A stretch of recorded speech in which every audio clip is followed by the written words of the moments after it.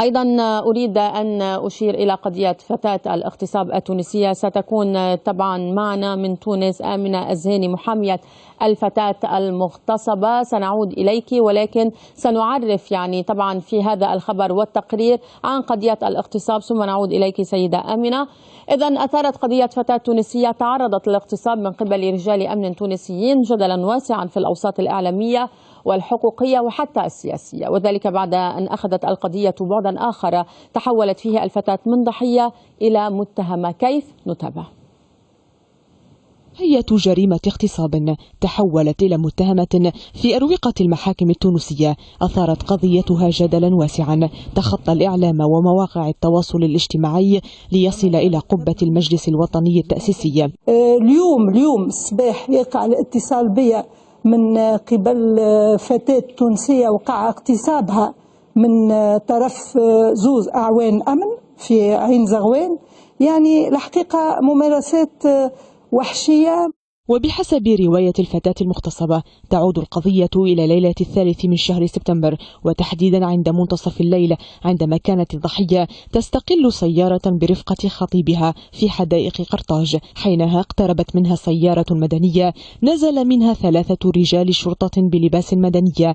قام أحدهم بتكبيل يد الشاب، بينما قام الشرطيان الآخران بأخذ الفتاة إلى سيارتهما وقاما باغتصابها.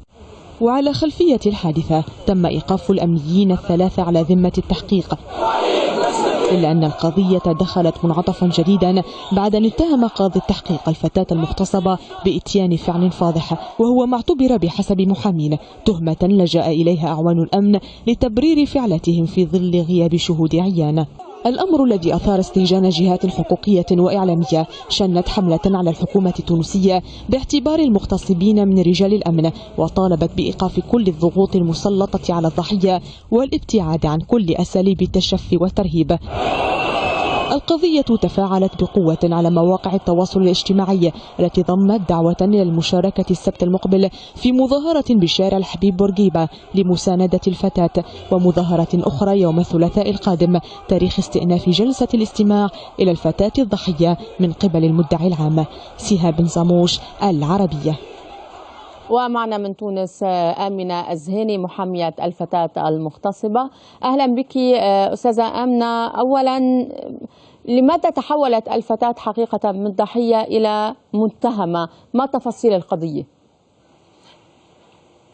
نحب نصلح لك اسمي، اسمي آمنة الزهروني. المناوبة متاعي وقع الاعتداء عليها كما أسلفتم في الليلة الفاصلة بين 3 و 4 سبتمبر، ووقع إيقاف أعوان الأمن وإحالتهم على سيد قاضي التحقيق من أجل جريمة مواقعة أنثى دون رضاها ومن أجل الارتشاء بالنسبة للمتهم الثالث. بالنسبة في الأطوار متاع الأبحاث ارتأى السيد قاضي التحقيق أنه يعيد إرجاع الملف إلى النيابة العمومية باش يضيف تهمة ثانية، وهي التجاهر عمدا بفحش على معنى الفصل 226 من المجلة الجزائية. التهمة هذه معناها بالنسبة لأركانها القانونية هي تهمة غير الأركان القانونية غير متوفرة، تهمة نعم. غير قائمة، لكن نحب هل كان هناك شهود اعتمدوا عليهم في توجيه التهمة للفتاة؟ حسب ما فهمت أنه اعتمدوا على من قاموا باغتصابها. الوقت كان ما بين الساعة 12 والساعة 1 صباحا.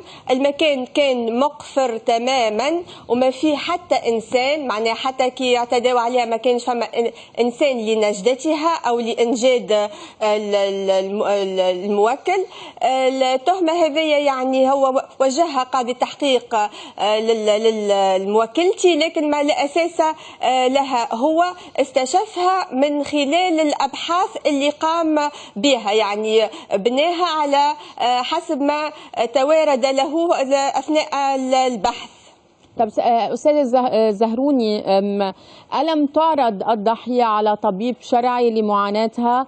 وأيضا نحن شاهدنا الفتاة نعم. يعني هناك واضح عمليات ضرب على جسدها، يعني علامات ضرب، آثار ضرب. كيف هو وضعها الآن الجسدي والنفسي؟ الصورة هذيك ماهيش صورة موكلتي، هذيك صورة موجودة على الانترنت. موكلتي حتى لتوا ما كشفتش وجهها للإعلام، وتفضل أنها تبقى في السرية. هل تعرضت الفتاة للضرب؟ يعني عملية اغتصاب معناتها تعرضت أيضا لضرب، أو على الأقل كان في مقاومة. ما نوع الضرب الذي تعرضت له؟ إلى عنف وعنف. هل عرضت على طبيب شرعي؟ تعرضت إلى عنف معنوي وإلى تهديد. هناك آثار عنف على جهازها التناسلي. وقع عرضها على الطبيب الشرعي اللي في التقرير نتاعو أثبت وجود الآثار هذيا. الآن كيف هو وضعها الجسدي والنفسي؟ وضعها سيء جدا سيء جدا سيء جدا، خاصة بعد أن في مرحلة أولى قام السيد المتحدث باسم وزير الداخلية بتبرير الفعل بكون أن موكلتي كانت في وضع غير أخلاقي. هي حاولت الانتحار في المرحلة هذه، وقالت لي أنا حسيت اللي أنا وقع اغتصابي مرة ثانية كي حسيت اللي المسؤولين في الداخلية يتكلموا عليا بطريقة هذية. للملاحظة وللمعلومة للمشاهد العربي نحب نقول اللي مناوبتي راهي عندها مستوى تعليم عالي وراقي، والموكل متاعي كذلك، واللي معناها هما من الشباب متاع تونس اللي المفروض اللي احنا نفخروا بهم، وهما من الناس اللي سيكونون المستقبل لنا من ناحيه معناها ثقافتهم وتكوينهم الى غير ذلك. هما من مستوى راقي من التعليم. طيب سيدة زهروني، اسمحي لي في هذا السؤال. هل تعرضت موكلتك للتهديد ربما لعدم التبليغ عن هذه الحادثة من أي جهة؟ هي تعرضت للتهديد، الهرسلة نحب نقول الهرسلة من قبل من قبل الشرطة. هما أخذوا معناها لما ذهبت إلى مركز الأمن لتتقدم بالشكاية بمحاضر، هما قبلوها وقبلوا عليها المحضر. حتى الضغوطات اللي كانت عليها كانت قليلة جدا، لكن في المقابل فما هرسلة من قبل معناها ناس من يعني من الشارع مش من الأمن اللي يحاولوا يقلقوها حتى تسحب الشكاية متاعها. طب أريد أن أعود هنا إلى السؤال أيضا عن الطبيب الشرعي. تقرير الطبيب الشرعي إلى ماذا أشار أستاذة آمنة؟ أشار إلى وجود مني واحد من أفراد الشرطة في سيارتها، وجود مني ثاني في سيارة الشرطة، ووجود مني في لباسها الداخلي للمناوبة.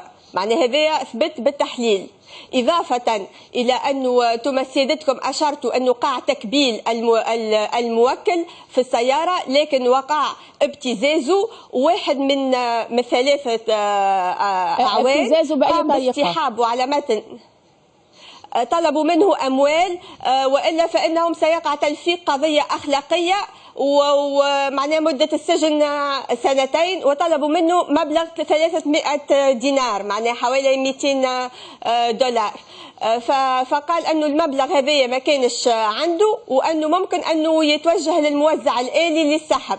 فرافقوا أحد الأعوان إلى 5 معناها موزعين، وفما يعني صورته موجودة في كاميرا اللي هو معناها كان موجود في مع الموكل، لكن هما ناكرين معناها في الوقت الراهن رغم اللي الادله الكل ضدهم، والادله والقرائن ضدهم سواء ادله ماديه او غيرها، لكن هم ناكرين فعلتها. طب ولكن عند يعني هلا في التحقيقات ثبت انه تعرض الفتاة للاغتصاب مرتين.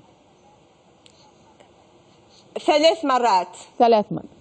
شكرا جزيلا لك من تونس آمنة الزهروني محامية الفتاة المغتصبة، كنت معنا من تونس. شكرا جزيلا لك.